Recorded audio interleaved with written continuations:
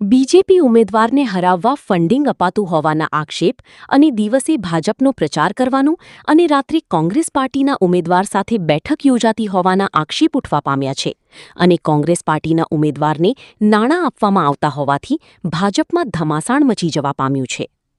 સુરેન્દ્રનગર જિલ્લામાં સ્થાનિક સ્વરાજ્યની ચૂંટણીમાં લીંબડી પંથકમાં ભાજપના આંતરિક ડખ્ખા ચરમસીમાએ પહોંચી ગયા હોય તેવા દ્રશ્યો સર્જાયા છે। લીંબડી તાલુકા પંચાયતના પૂર્વ પ્રમુખ પર પક્ષવિરોધી કામ કરવાના ગંભીર આક્ષેપો લાગ્યા છે। ભાજપના ચિહ્ન ઉપર તાલુકા અને જિલ્લા પંચાયતની ચૂંટણી લડતા ઉમેદવારોએ હરાવવા માટે પાછલા બારણે ફંડિંગ અપાતું હોવાની રાવ કરવામાં આવી છે। સ્થાનિક સ્વરાજ્યની ચૂંટણીને 6 દિવસ બાકી છે ત્યારે લીંબડી પંથકમાં ભાજપનો આંતરિક ડખો સામે આવતા રાજકીય વર્તુળોમાં ખળભળાટ મચી જવા પામ્યો છે। લીંબડી ભાજપમાં રાજકારણ ગરમાયું કારણ કે લીંબડીની ઉટડી બેઠક પર તાલુકા પંચાયતની ચૂંટણી વડેખણિયા નામના વ્યક્તિ તાલુકા પંચાયતના પૂર્વ ઉપપ્રમુખ વિક્રમભાઈ, તેમના સાથીદાર અને તાલુકા પંચાયતના પૂર્વ પ્રમુખ કૃષ્ણસિંહ રાણા સામે ગંભીર આક્ષેપો કરતો વિડીયો ફરતો કરી જણાવ્યું છે કે કૃષ્ણસિંહને ઉટડી બેઠક ઉપર ટિકિટ મળી નહીં એટલે તેમણે ઉટડી ગામના સરપંચના સંજયભાઈની અંદરખાને ટેકો આપી ભાજપ સામે ઉશ્કેરી પક્ષ સામે જવાનું કૃત્ય કરાયું। મારી સામે સંજયભાઈને કોંગ્રેસી ટિકિટ આપી એટલે હવે કૃષ્ણસિંહ તેમની અંદરખાને ટેકો આપી મને હરાવવા માટે પ્રયાસો કરી રહ્યા છે। શિયાળી જિલ્લા પંચાયતની બેઠક પર સાથે ચૂંટ પર રાણાએ પણ લડી રહેલા કરી કહ્યું છે। ભાજપના ભગીરથસિંહ વિડીયો ફરતો કહી જણાવ્યું છે કે કૃષ્ણસિંહ ઉમેદવારીની ઉમેદવારોને હરાવવા માટે ફંડિંગ આપી રહ્યા છે। તેઓ દિવસે ભાજપનો ખેસ પહેરીને પ્રચારનો દોર કરતા ફોટા પડાવી રાતે કોંગ્રેસના ઉમેદવારોને બોલાવી પક્ષ અને ચૂંટણીની રણનીતિ જાહેર કરે છે। આ સિવાય કૃષ્ણસિંહ તાલુકા અને જિલ્લા પંચાયત સિવાય પાલિકાની બેઠકોમાં પણ ફંડિંગ આપી પક્ષવિરોધી કામ કરી રહ્યા છે। કૃષ્ણસિંહ રાણાએ જણાવ્યું હતું કે વર્ષોથી હું ભાજપનો વફાદાર કાર્યકર છું અને રહીશ।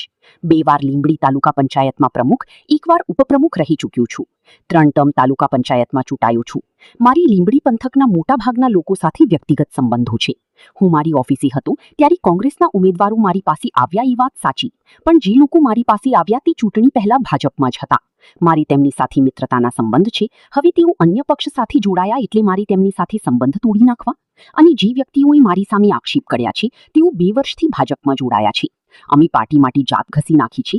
મારી ઉપર જે ફંડિંગના આક્ષેપો લગાવ્યા છે તે પુરવાર કરી આપી તો હું જાહેર જીવન છોડી દઈશ તેવું જણાવ્યું હતું। બ્યુરો રિપોર્ટ, સમય 24 ન્યૂઝ લીંબડી। અને મારી સાથે જે કોંગ્રેસના ઉમેદવાર છે એ અગાઉ ભારતીય જનતા પાર્ટીના કાર્યકર્તા હતા, પણ એમને ટિકિટ માંગી હતી।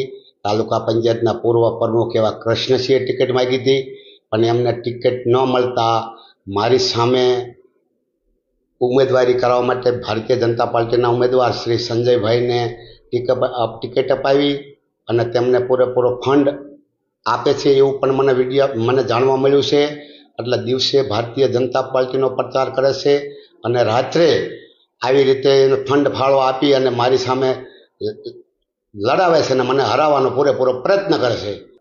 અને લીંબડી તાલુકા પંચાયતના પૂર્વ પ્રમુખ કે જે ભાજપમાં હતા, ભાજપનો ખેસ પહેરી અને ભાજપના ઉમેદવાર અને કાર્યકરો સાથે આખા દિવસ દરમિયાન જે કંઈ જાણકારી હોય એ જાણકારી લઈ અને રાત્રે કોંગ્રેસના ઉમેદવાર, મારા જે હરીફ ઉમેદવાર છે જે તેજાભાઈ મેટલિયા, એમને આખી માહિતી આપે છે।